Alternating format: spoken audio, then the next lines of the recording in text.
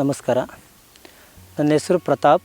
ನಾನು ಮೂಲತಃ ನೆಲಮಂಗಲ ತಾಲೂಕು ದಾಬಸ್ಪೇಟೆಯಲ್ಲಿ ನಾನು ನಾಟಿ ವೈದ್ಯನಾಗಿ ವೃತ್ತಿ ಸಲ್ಲಿಸುತ್ತಿದ್ದೇನೆ. ಪಾರಂಪರಿಕ ನಾಟಿ ವೈದ್ಯನಾಗಿ ವೃತ್ತಿ ಸಲ್ಲಿಸುತ್ತಿದ್ದೇನೆ.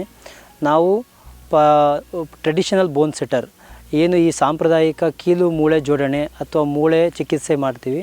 ಮತ್ತು ಮೂಳೆ ಫ್ರ್ಯಾಕ್ಚರ್ ಆದಂಥವು, ಸ್ಲಿಪ್ ಡಿಸ್ಕು, ಸೊ ಈ ಥರ ಹಲವಾರು ಜಾಯಿಂಟ್ ಪೇನ್ ಸಂಬಂಧಪಟ್ಟಂತೆ ನಾವು ಚಿಕಿತ್ಸೆ ಕೊಡ್ತಿದ್ದೇವೆ. ನಾವು ಮೂಲತಃ ನಮ್ಮ ತಂದೆಯವರಿಂದ ಕಲ್ತಿದ್ದು, ನಮ್ಮ ತಂದೆ ಅವ್ರ ತಾತ ಅವರೆಲ್ಲ ಇದನ್ನೇ ಮಾಡ್ಕೊಂಡು ಬಂದಿದ್ದರು. ಸೊ ಈಗ ಅದನ್ನು ನಾವು ಮುಂದುವರಿಸ್ಕೊಂಡು ಹೋಗ್ತಾಯಿದ್ದೀವಿ. ಸೊ ಹಲವಾರು ಜನಗಳಿಗೆ, ನೂರಾರು ಜನಗಳಿಗೆ, ಸಾವಿರಾರು ಜನಗಳಿಗೆ ನಾನು ಇಲ್ಲಿವರೆಗೂ ಚಿಕಿತ್ಸೆ ಕೊಡ್ತಾಯಿದ್ದೀನಿ. 2010ರಿಂದ ನಾನು ಈ ಉದ್ಯೋಗ ಪ್ರಾರಂಭ ಮಾಡಿದ್ದು. ಸೊ ನಾನು ನಮ್ಮ ತಂದೆಯವ್ರ ಬಳಿ ಚಿಕ್ಕ ಹುಡುಗನಿಂದಲೂ ಕಲಿತಾ ಬಂದಿದ್ದೀನಿ. ಅವರು ನನಗೆ 18ನೇ ವಯಸ್ಸಿನಲ್ಲಿ ಬಿಟ್ಕೊಟ್ರು ಮಾಡ್ಕೊಂಡು ಹೋಗಿ ಅಂತ. ಸೊ ಅವತ್ತಿಂದ ನಾನು ಇದುವರೆಗೂ 10, 12, 13 ವರ್ಷದಿಂದ ನಾನೇ ಸ್ವಂತ ಒಂದು ಏನು ಪ್ರತಿನಿತ್ಯ ಕಲಿತಾ ಹೊಸದಾಗಿ. ಸೊ ಈಗೇನು ಆಧುನಿಕತೆ ಬೆಳೀತಾ ಇದೆ, ಅದ್ರ ತಕ್ಕಾಗಿ ನಾವು ಬೆಳಿಬೇಕು. ಮೊದಲೆಲ್ಲ ನಮ್ಮ ತಂದೆಯವರು ಎಕ್ಸ್ರೇ ಮಾಡಿಸ್ತಿರ್ಲಿಲ್ಲ, ಹಾಗೆಯೇ ಟ್ರೀಟ್ಮೆಂಟ್ ಕೊಡ್ತಾಯಿದ್ರು. ಈಗೇನಾಗಿದೆ, ಜನಗಳ ಸಮಾಧಾನಕ್ಕಾದರೂ ನೋಡಲೇಬೇಕು.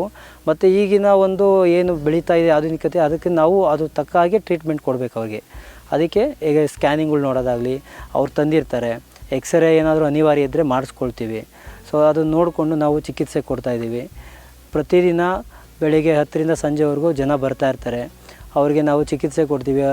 ಮೊದಲು ನಮ್ಮ ತಂದೆಯವ್ರು ಮಾಡುವಾಗ 10-15 ಪೇಷಂಟ್ ಬರ್ತಾಯಿದ್ರು. ಇವತ್ತು ದಿನ 40ರಿಂದ 50 ಪೇಷಂಟ್ ಬರ್ತಾರೆ. ಪ್ರತಿದಿನ ನಾವು ಇಲ್ಲೇ ಇರ್ತೀವಿ. ತುಂಬ ದೂರ ಊರುಗಳಿಂದ ಅಥವಾ ಹಲವಾರು ಊರುಗಳಿಂದ ಫೋನ್ ಮಾಡಿಕೊಂಡು ಚನ್ನಪಟ್ಟಣ, ಮೈಸೂರು, ಮಂಡ್ಯ, ತಮಿಳುನಾಡು, ಆಂಧ್ರ, ಮಡಗ್ಸಿರ, ಈ ಕಡೆ ಹಲವಾರು ದೂರದ ಊರುಗಳಿಂದ ಬಂದು ನಮ್ಮಲ್ಲಿ ಚಿಕಿತ್ಸೆ ತೊಗೊಳ್ತಿದ್ದಾರೆ. ಪ್ರತಿಯೊಬ್ಬರು ಗುಣಮುಖರೇ ಇದ್ದಾರೆ. ಈಗೇನಾಗಿದೆ, ಸ್ಲಿಪ್ ಡಿಸ್ಕ್ ಅನ್ನೋದು ಕಾಮನ್ ಆಗಿದೆ. 100ರಲ್ಲಿ ಮೊದಲು ನಾನು ನಮ್ಮ ತಂದೆ ಚಿಕಿತ್ಸೆ ಮಾಡುವಾಗ 100ರಲ್ಲಿ 10 ಜನಕ್ಕೆ ಸ್ಲಿಪ್ ಡಿಸ್ಕ್ ಆಗ್ತಾಯಿತ್ತು. ಸೊ ಬ್ಯಾಕ್ ಪೇನ್ ಇರ್ತಿತ್ತು, ಸ್ಪಾಂಡಲಿಟಿಸ್, ಸಯಾಟಿಕ್ ಆಗ್ತಾಯಿದ್ದು. ಈಗ 50% ಜನಗಳಿಗೆ ಬರೀ ಸೊಂಟ ನೋವು ಸಮಸ್ಯೆನೇ ಜಾಸ್ತಿ. ಯಾಕೆಂದರೆ ಯಾರೂ ನಡೆಯಲ್ಲ, ಯೋಗ ಎಕ್ಸಸೈಜ್ಗಳು ಯಾರೂ ಮಾಡೋದಿಲ್ಲ, ಕೂತು ಕೆಲಸ ಮಾಡ್ತಾರೆ. ಸೊ ಡ್ರೈವಿಂಗ್ ಜಾಸ್ತಿ, ಸೊ ಒಬೇಸ್ ಇರ್ತಾರೆ, ಗ್ಯಾಸ್ಟ್ರಿಕ್ ಇರುತ್ತೆ. ಸೊ ಕ್ಯಾಲ್ಶಿಯಮ್ಗಳು ಎಷ್ಟು ಬೇಕೋ ಅದು ಏನು ತಿನ್ನಬೇಕು, ಆಹಾರ ಪದ್ಧತಿ ಸರಿ ಇರೋಲ್ಲ. ಇದರಿಂದ ತುಂಬ ಜಾಯಿಂಟ್ ಪೇನ್ಗಳು ಈಗಿನ ತುಂಬ ಜಾಸ್ತಿ ಇದ್ದಾವೆ. ಮತ್ತು ಈಗ ಫ್ರ್ಯಾಕ್ಚರ್ ಆದರೆ ಆಸ್ಪತ್ರೆಗೆ ಹೋದರೆ ಸ್ವಲ್ಪ ಜಾಸ್ತಿ ದುಡ್ಡು ಖರ್ಚಾಗುತ್ತೆ. ಅವರು ಆಪ್ರೇಷನ್ ಮಾಡಿಸ್ಕೊಳ್ಳೋಷ್ಟು ಅವರಲ್ಲಿ ಇರೋಲ್ಲ. 1 ಲಕ್ಷ 2 ಲಕ್ಷ ಆಗುತ್ತೆ. ನಮ್ಮಲ್ಲಾಗಲ್ಲ, ತುಂಬ ಕಮ್ಮಿ ದುಡ್ಡಲ್ಲಿ ನಾವು ಮಾಡಿಕೊಡ್ತೀವಿ. ಅವ್ರು ಕೊಟ್ಟಷ್ಟು ಇರಿಸ್ಕೊತೀವಿ. ಸೊ ಇಂಥವ್ನು ಮಾಡ್ಕೊಂಡು ಹೋಗ್ತಾಯಿದ್ದೀವಿ ನಾವು.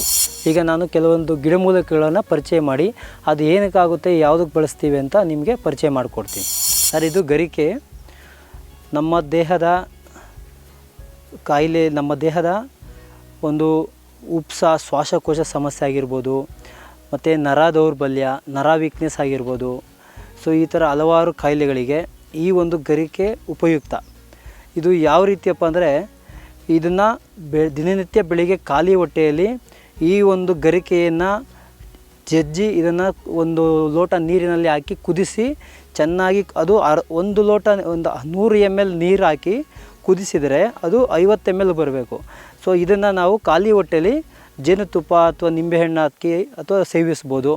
ಇದಕ್ಕೆ ಬೇರೆ ಇನ್ನಿತರ ಔಷಧಿಗಳನ್ನು ಬೇಕಾದ್ರೆ ಹಾಕ್ಕೊಂಡು ಇದನ್ನು ಬೆಳಿಗ್ಗೆ ಖಾಲಿ ಹೊಟ್ಟೆಯಲ್ಲಿ ಸೇವಿಸೋದ್ರಿಂದ ಸೊ ಅವ್ರಿಗೆ ಶ್ವಾಸಕೋಶ ಸಮಸ್ಯೆ, ಕಫ, ಕೆಮ್ಮು ಅಥವಾ ನರ ದೌರ್ಬಲ್ಯಗಳು, ನರ ವೀಕ್ನೆಸ್ ಆಗಿರ್ಬೋದು, ಈ ಥರ ಯಾರೇ ಇದ್ರೂ ಕಮ್ಮಿ, ಯಾವುದೇ ಥರ ತೊಂದರೆ ಇದ್ದರೂ ಕಮ್ಮಿ ಆಗುತ್ತೆ. ಮಕ್ಕಳಾದರೂ ತೊಗೊಬೋದು, ದೊಡ್ಡವರಾದರೂ ತೊಗೊಬೋದು.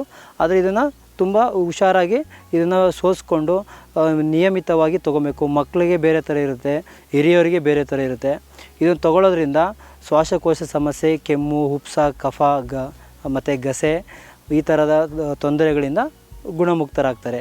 ಮತ್ತು ನರ ದೌರ್ಬಲ್ಯ ಇರ್ತಕ್ಕಂಥವ್ರು ಬಳಸ್ಬೋದು ಇದನ್ನು.